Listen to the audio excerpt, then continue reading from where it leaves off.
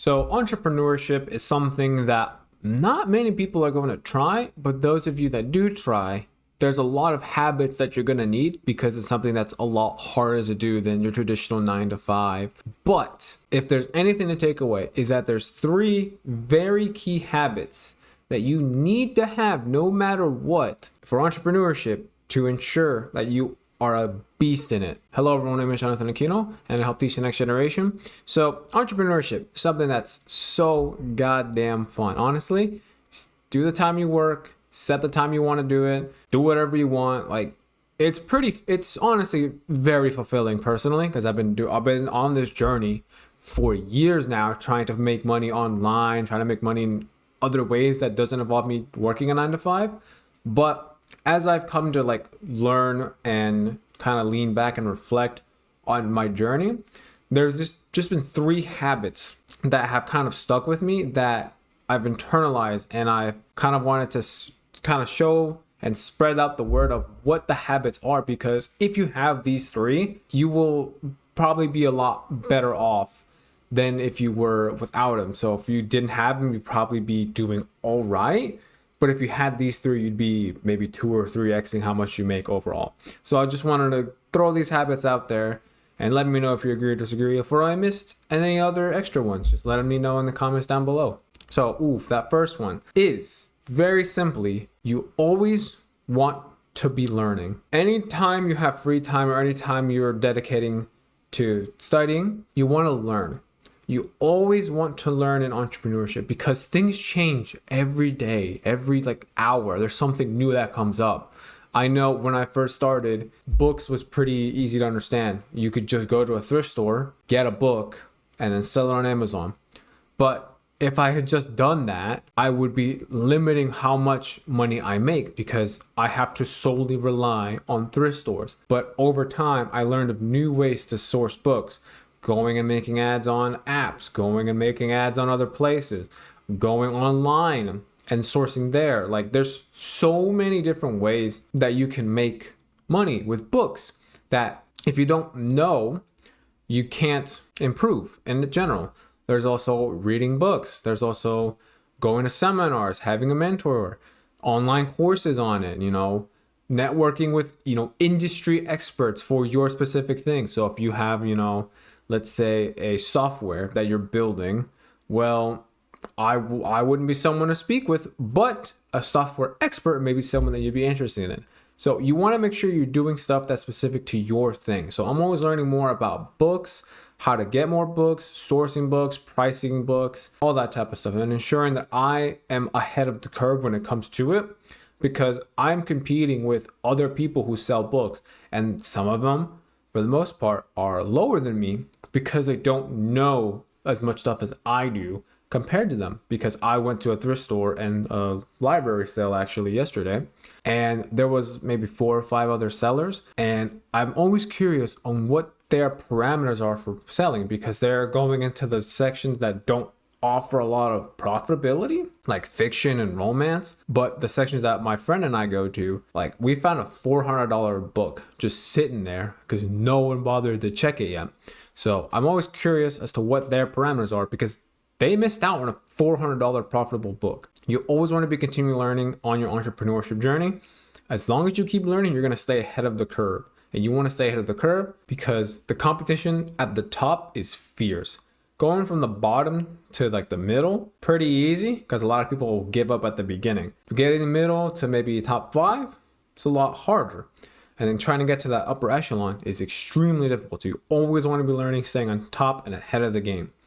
After that is habit number 2. And this is my personal favorite one because it revolves around my channel, is creating and following a schedule, which kind of falls in line with time management. If you have a structured schedule that you can follow every single day for your specific entrepreneurship journey, it's a lot easier to succeed because you know what you're supposed to be doing. So I know the times I eat, the time I go to the gym, the time I work, the time I sleep, the time I do activities. I know when I have to do all of that. It's not a guessing game when I was growing up where I would just kind of do this thing for this amount of time, then go to school for this amount of time. then figure out what to do for the rest of the day. No, I have a structured schedule. So I know what has to get done at what time and what the next thing coming up is. So I can go from switching to, okay, so I'm going to record videos for a bit. Okay, cool. It's 10 o'clock now. So now I'm going to go to the gym. Now I've come back from the gym. I'm going to make some food. Okay, now it's 12. Let's get back into working super hard on the things that I have for today. So you want to make sure you have a schedule. So for some tips that you can have to have a realistic improvement in productivity for a schedule is you want to prioritize tasks that are the most important to the goals. So for me, sourcing books, recording videos, those are the most important. So I have to make sure I get those done first. Then you want to also set deadlines. Now, I know some of you may have rolled your eyes at that, where it's like setting deadlines. Seriously, I'm not in school anymore. However, if you just have it willy-nilly in the air on type of things that have to get done, but you don't have a set deadline, you find that they just don't. I know there's been a bunch of times where I've set no deadline on some of the stuff that I wanted to do for YouTube and stuff I wanted to do for sourcing for books, and magically they never got done. But when I set a deadline, hey, these things have to get done by this day, magically they get all done because I set the pressure on myself. I have a very high standard of how I want to get stuff done. So if I don't meet that standard, it really hurts. So I always try and strive to make sure I hit those goals. I know by the end of this month, I think I have set a goal where I would like to have all of July and all of August like videos recorded and scheduled. So that's like 50 videos to be scheduled and uploaded on YouTube by the end of July. And we're getting towards the middle. So I have a lot to get to do. So I want to make sure I hit that goal. So if you have similar, big goals, make sure you set a deadline so you actually do it instead of kind of hoping that you'll do it, because from experience, it doesn't work like that.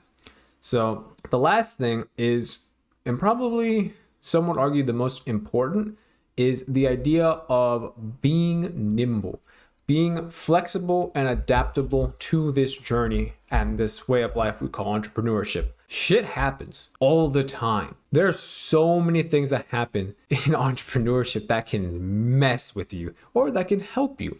There have been days where I wake up and all of a sudden my entire weekly plan has gone out the window because I got some big ass thing to come up. From memory, I remember there was a time, it was pretty just plain Monday. I was going to school and I get a call from my friend and he goes, "Hey man, you're gonna have to clear out the rest of this week. I just got a call to pick up 200 boxes of books and we have to go through them today." So I canceled my classes for the rest of the week. I didn't show up. I let everyone know I'm not coming to class. And I shit you not, we had to move 200, I'm talking big boxes of religious books, because apparently a moving company was helping a religious, school kind of move all their books and they didn't want them. So they had to throw them out, and his brother worked at that company and told them to give it to us. So we had to move 200 boxes of books in a day.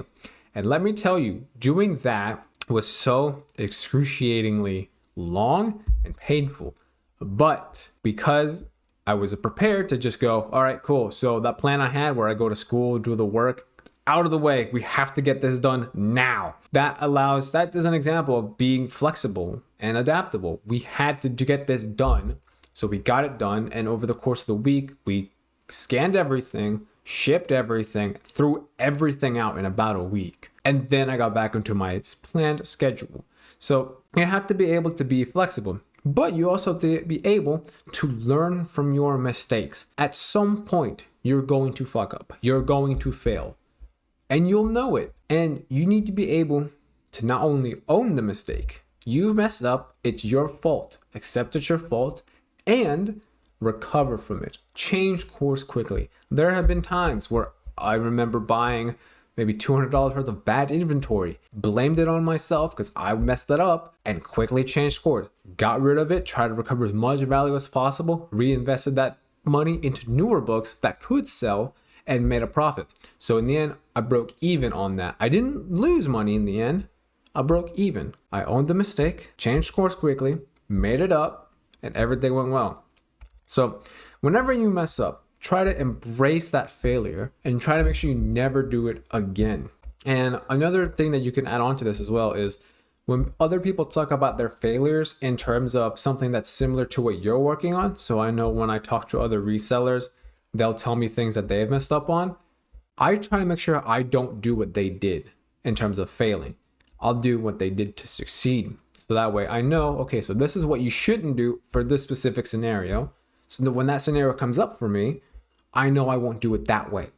So make sure you're flexible and adaptable on your schedule. If you mess up, make sure you're able to change course quickly. So if you want to become a beast in entrepreneurship, you need to have these 3 habits at bare minimum. The ability to always want to learn, always want to learn. You always want to be hungry to learn more. You want to make sure you have fantastic time management skills. And at bare minimum, you should have a rigid schedule that you can follow. And you want to make sure you're able to be flexible enough that if you mess up, you're able to recover. And if something comes up, whether it's emergency or a business opportunity, you're able to take advantage of it. I know, for example, all of this that I mentioned came right before I pressed record. I got a big business opportunity just thrown onto me. So now I have to decide on whether I want to do it or not. So make sure you guys are using these 3 habits if you want to be successful in entrepreneurship. And for your entrepreneurship journeys, I hope it goes well. It's a very long and arduous journey as I've gone through it myself. So if you take away anything from this one, make sure you leave a like, leave a comment, and go ahead and click subscribe. Thank you guys for watching.